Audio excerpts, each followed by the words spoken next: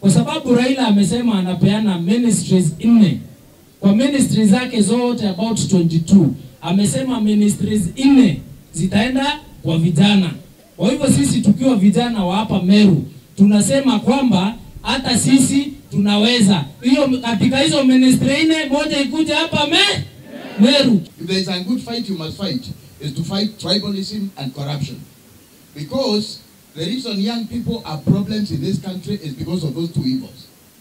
Baburi, as a young person, can you make it? Can you make it to a job without bribing?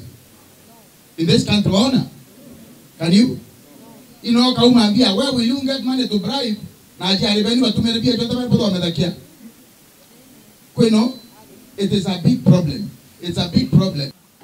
Uhuru akisema left, si tunaenda left. Kwa hivyo wale wanadanganywa ati Uhuru apendwe hapa Meru, Mount Kenya hawataki kumuona Uhuru, wanajidanganya. Ngojea tarehe 9 mwezi wa 8 ndio utajua Uhuru ndio kingpin wa Mount Kenya. Unasupport Uhuru? Tunawaambia wamheshimu. Na ile ingine tunasupport naye Azimio ni kwa sababu wao wako ready kufanya kazi na watoto wetu. Unajua zamani hatukuwa na baba na mama. Sasa hivi tuko na baba na mama. Kwa hivyo mama akiwa hapo atachunga vijana wake na baba naye achunge wasee. So hiyo combination iko sawa sana na naamini hakuna kijana ataachwa nyuma ama nje ya hii serikali ya baba. Na naamini tarehe 10 hapo tutakuwa tunatangaza mshindi wetu akiwa baba.